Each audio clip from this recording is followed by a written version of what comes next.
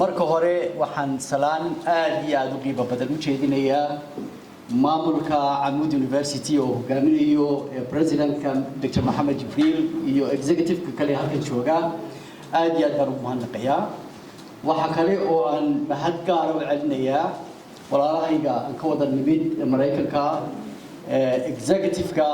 Saha organization oo halkan maanta ay nagala joogaan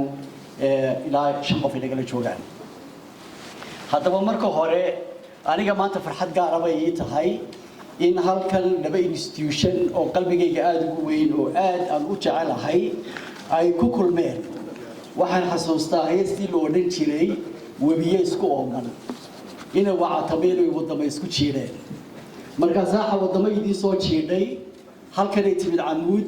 oo aad u jecelahay maanta halkan ku kulmay marka webiyada kulmay oo laba institution aad u jecelahay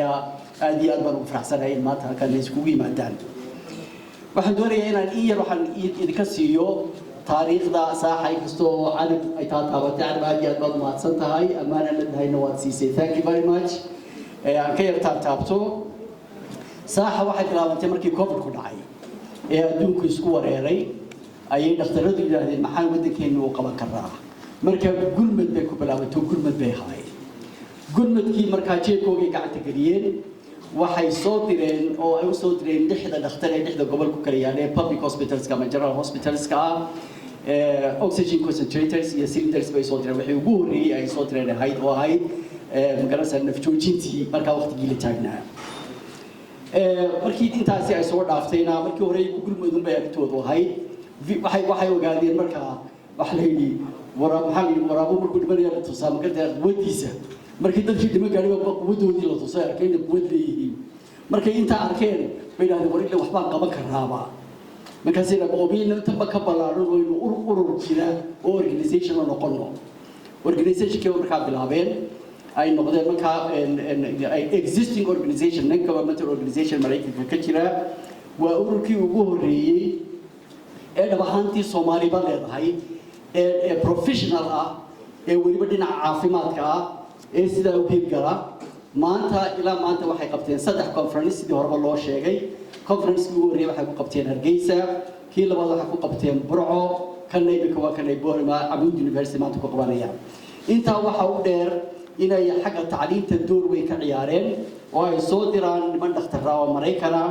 oo tababara medical students-ka jaamacadaheena oo dhinaca ultrasound-ka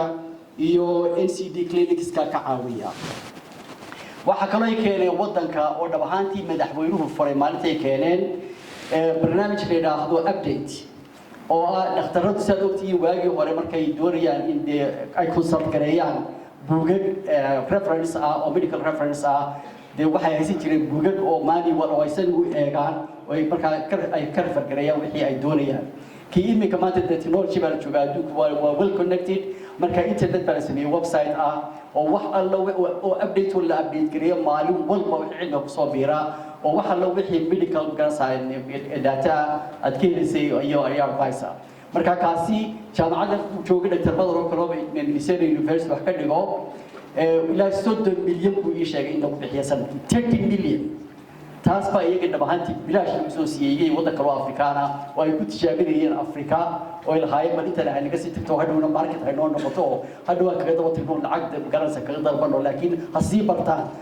bartaan tii bay ku guuleysteen iyaga iyo qolo waddan kale oo aan imika xusteen oo iyagu sheegi doonaan taasina waxay ahayd qiimo aad iyo aad u badan oo aan si dib loogu heli karin oo soo kordhiyaan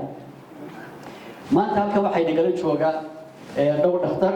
waxa way naga jooga executive-koogii baa halka nagala jooga Dr. Madar oo president-ka waxay nagala jooga Dr. Sharmarke waxay nagala jooga Dr. Yusuf waxay nagala joogta Anar oo health professional waxay nagala jooga Dr. Stephen oo halka jooga oo nin Mareykan oo halka fadhidan oo inta jooga oo one of the dedicated supporters of Saha he and his father actually are real supporters of Saha organization. waxaa jira dhakhtarro kale oo aynu Mareykan oo sidaasi u taageera marka hadal badan uma kicin waxaan u doonayaa inaan sheego in siday dedicated u yihiin committed u yihiin ay fiilkii ay yaqaaneen ay u ballameen una kaceen inay waddanka wax ugu qabtaan inta dad kale oo aan profession lahayn ay ku wareereen internetka iyo social media haddaan aragtaan qof social media ku wareeray waxa weeye qof alternative kala waayay oo intaasi relevance ka dhiganaya way qofkaasi marka waxaan idinkula talinayaa dardaaranayga yahay inaad had iyo jeer professionkiina raacdaan dadku siyaasiyiin ma wada noqdo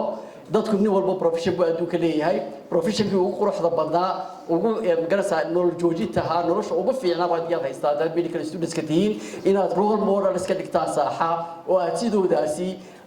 qaybta aad barateen cilmiga ee nolosha bani'aadamka wax weyn ka taraysa aad ku mashquushaan oo aydan ku mashquulin waxyaabaha dad ku mashquuleen social media ee aad macna lahayn nolosha waxba ka taraynin mustaqbalkiina meel aad gaarsiinin aad iyo aad baad mahadsantihiin thank you very much